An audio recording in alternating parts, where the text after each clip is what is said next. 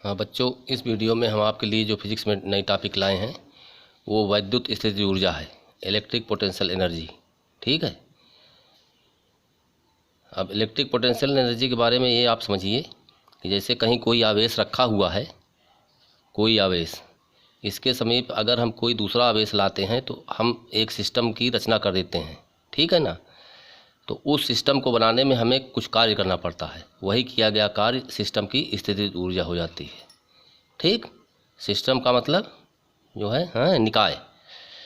तो इसकी परिभाषा ये है कि आवेशों के किसी निकाय की वैद्युत स्थितिज ऊर्जा उस कार्य के बराबर होती है जो उन आवेशों को अनंत से परस्पर समीप लाकर निकाय की रचना करने में किया जाता है। ठीक। अब जैसे मान लो कि बिंदु ए पर कोई आवेश है +Q1, ठीक है ना। इससे r दूरी पर कोई बिंदु B है। तो ये आवेश +Q2 प्रारंभ में अनंत पर था, अनंत से इसको बिंदु B तक लाया गया। तो बिंदु B तक लाए इस आवेश को तो हम एक निकाय की रचना हमने कर दी। तो इस निकाय को बनाने में हमने कुछ कार्य किया, वही किया गया कार्य इस निकाय की स्थितिज ऊर्जा के रूप में संचित रहेगा। ठीक है। तो वही है कि माना आवेश +Q2 बिंदु B पर न होकर के प्रारंभ में अनंत पर था, पहले बहुत दूर कहीं अनंत पर था।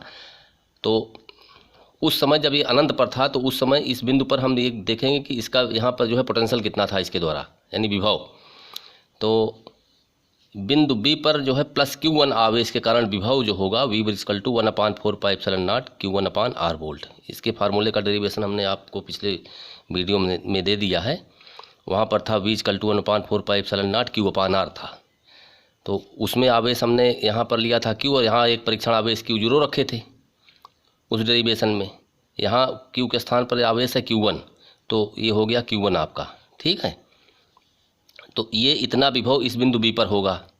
अब आवेश Q2 को यहाँ पर लाएंगे, तो यहाँ पर लाने में ये जो विभव इसके द्वारा उत्पन्न हो रहा है उसके विरुद्ध हम कुछ कार्य करेंगे। ठीक है ना। तो वह कार्य होगा W = Q2V। ठीक है ना। Q2 × V। अब V का ये वैल्यू यहाँ पर रख देंगे तो हमें मिल गया W = 1/4πε0 Q1 Q2/R जूल। यही कार्य ही निकाय की वैद्युत स्थितिज ऊर्जा के रूप में संचित रहेगा। तो स्थितिज ऊर्जा U = 1/4πε0 Q1 Q2/R, मतलब यही क्वांटिटी U जो है, ये जो यहाँ पर था W अब ये बन गई क्या U, माने स्थितिज ऊर्जा हो गई। तो U = 1/4πε0 Q1 Q2/R जूल। ठीक। अब इसके बाद देखिए, यदि सिस्टम में 2 से अधिक आवेश हों, वो तो 2 ही आवेश का एक सिस्टम था, निकाय था।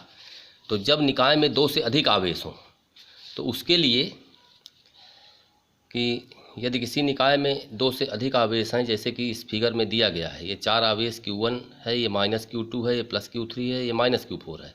ये किसी चतुर्भुज के चारों शीर्षों पर रखे गए हैं। Q1 और -Q2 के बीच की दूरी R1 है, -Q2 और Q3 के बीच की दूरी R2 है, Q3 और -Q4 के बीच की दूरी R4 है, और -Q4 और Q1 के बीच की दूरी R4 है। तो इस पूरे निकाय की वैद्युत स्थितिज ऊर्जा जो U होगी, ये समस्त स्थितिज ऊर्जाओं के बीजगणितीय योग के बराबर होगी। यानी इसके बीच की जो स्थितिज ऊर्जा है, इसके बीच की जो स्थितिज ऊर्जा है, Q3 और -Q4 के बीच की जो स्थितिज ऊर्जा है, और Q1 और -Q4 के बीच की जो स्थितिज ऊर्जा है, ये चारों स्थितिज ऊर्जाओं का अलजेब्राइक सम यानी बीजगणितीय योग के बराबर इस निकाय की पूरी स्थितिज ऊर्जा कहलाएगी। तो पूरे निकाय की स्थितिज ऊर्जा 1/4πε0 Q1 × -Q2/R1। ठीक। उसी तरह से 1/4πε0 -Q2 Q3/R2। ठीक। उसी तरह से Q3 और -Q4 के बीच की स्थितिज ऊर्जा 1/4πε0 Q3 × -Q4/R3, और -Q4 और Q1 के बीच की स्थितिज ऊर्जा 1/4πε0 Q1 × -Q4/R4। ठीक। अब इसमें 1/4πε0 कॉमन ले लिए तो ये हमें फिगर मिल गया, ये राशि 1/4πε0 Q1 - Q2/R1 plus -Q2 Q3/R2 plus Q3 - Q4/R3 plus Q1 - Q4/R4। तो ये पूरे सिस्टम की निकाय की स्थितिज ऊर्जा का ये कैलकुलेशन होगा।